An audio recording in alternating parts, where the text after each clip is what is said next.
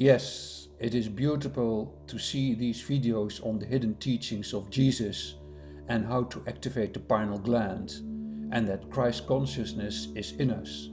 But we need to have the facts correct and not create crazy hypotheses and crazy theories around Christ consciousness and around biological aspects around the brain which are totally wrong and put many people on a wrong leg. And in this video we will debunk a couple of these issues because only after debunking we can understand it in a new way. Let's first listen to the introduction of an interesting video I want to share with you to discuss. Even within the Bible, there are intriguing clues for those willing to look beyond the literal. Among these, the phrase "Christ is in you" unveils a profound truth, showing that the temple of God is not an external location, but is actually within your own body. This is definitely a major and important message of this video. Our central nervous system, our brain, but also our senses like our eyes, our retina, are built in such a way that we can conceive, that we can perceive the divine in its divine structure. And later on we will go into the details how to understand this exactly from the point of view of our nervous system. Today, we will explore an ancestral secret found in many spiritual traditions worldwide. We will delve deeper into the technique of activating the pineal gland, or Christ consciousness. Now, these aspects of the pineal gland activation I have to comment on. As a neuroscientist and a meditation teacher, I know that modern neuroscience related to consciousness does not localize it in a specific part of the brain. It was Descartes many hundreds of years ago who thought it was localized there, because the pineal gland has such a central origin, central localization in the brain. But due to modern neurophysiological and neuroanatomical studies, we know that consciousness is not localized in one space, but is omnipresent also in our nervous system. It is omnipresent in each localization. This is the activation of the oil of Christ, or Christ consciousness. In the brain, within the skull, there is a place called the claustrum, located in the middle of the head. From the claustrum, a secretion known as spinal brain fluid is released, which is essentially an oil.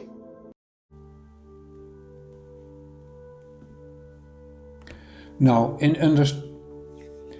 to understand the many misunderstandings, I need to give a very short lecture on the human brain, the functions and the localizations.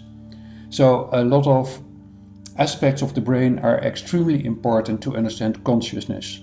The claustrum we can call the conductor of consciousness. It is one of the most fascinating but really quite often misunderstood components of the brain.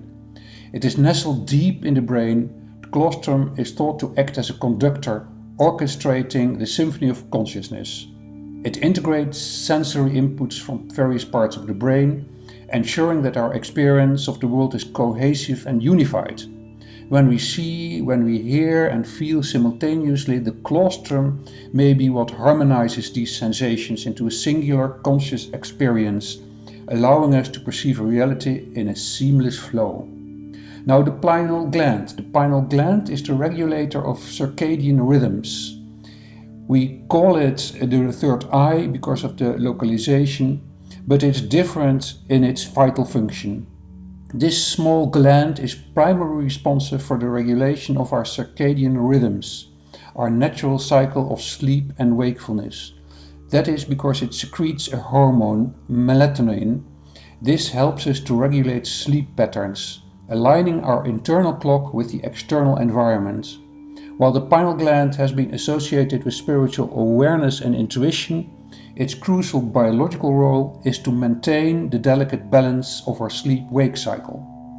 Then the choroid plexus. This is the source of our cerebral fluid, and it's not oil, it is a watery system.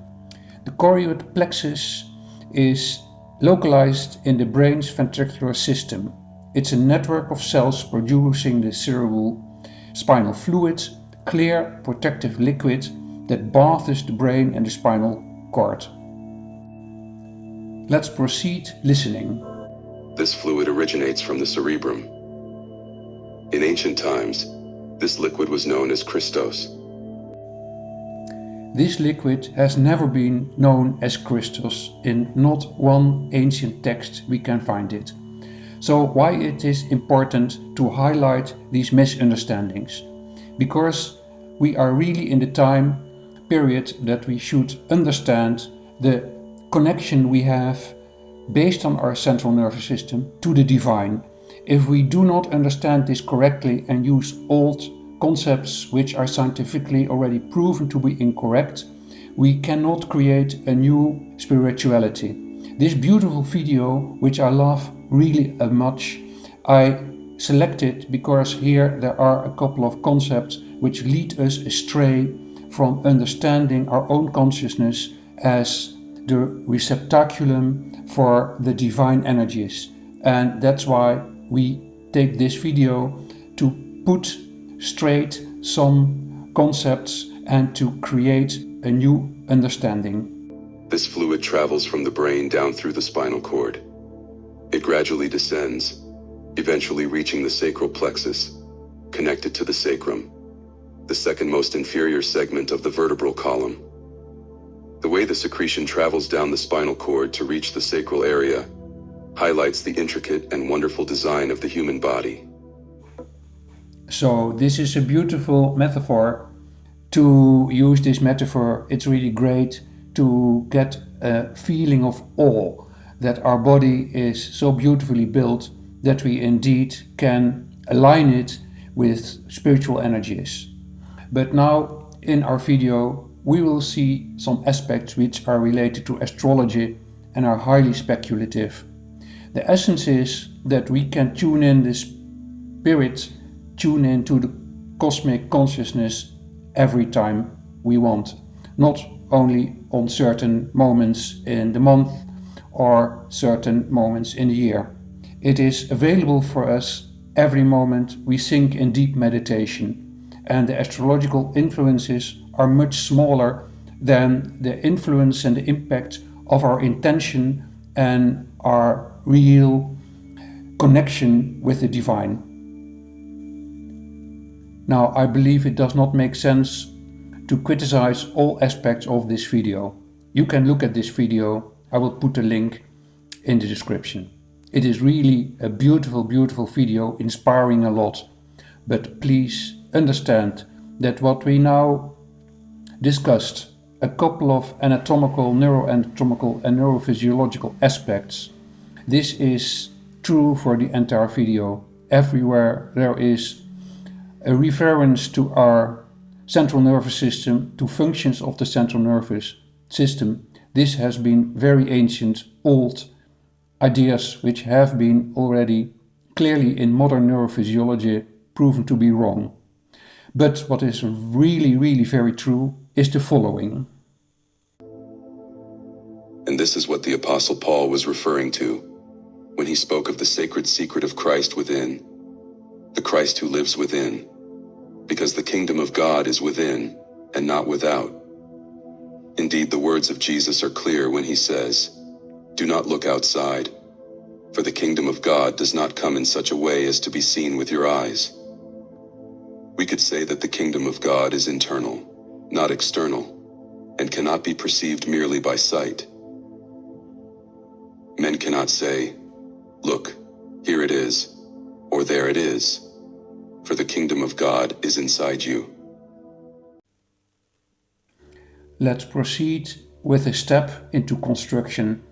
I will now blend in a lecture on modern neurophysiological, neuroendocrinological and neurohumoral aspects related to the physiology and anatomy of the divine as we should understand it in the 21st century. So let us start with some questions related to the road to knowledge, to spiritual knowledge, where questions like how are we constructed are very important. The divine anatomy and the divine physiology based on modern neurochemical insights. So we do have a divine brain, absolutely, and our pineal gland, our hypophysis, our hypothalamus are all very important. But we have to understand that we have to look into it in a more modern way, seeing our nervous system as a vast network of non-localized functions and non-localized awareness. We are a microcosmos of the divine, and mystical experiences like unity and divine visions are aspects of our physiology. So there are many aspects of modern physiology which help us understand how to reconnect to the divine, like the God molecules in our central nervous system. And meditative practices like deep breathing and deep meditation help us to see the aspects of the divine, for instance in the phosphenes, which I discussed elsewhere in our channel. So the experience of divine fractals with your eyes closed, complex geometrical patterns and mystical insights already point how our nervous system can link us to the divine. These are brought about by a molecule called DMT. And the fact that you can see visual phenomena with your eyes closed, like the phosphenes and the fractals, but also the bodily sensations like vibrations, are all pointing into mystical perceptions of unity. And if we concentrate on feeling these or enhance them with sacred plants like cannabis, we can enter the divine, and we can enter divine at any time. Now, step by step, we can discuss aspects of modern neurophysiology related to the divine as the key neurotransmitters in our body, like DMT and THC-like compounds. You can read what is written down in the presentation. I will not go into much detail, but we have two main receptor systems, serotonergic and cannabinoid, which are both members of our divine physiology, helping us to connect to the divine. In order not to produce a video which is too long, everybody will stop. I will stop now explaining our sacred physiology, and I hope you will connect to the video which I will produce in the future, go into more details of our physiology and anatomy, which enables us to connect and tap into the divine.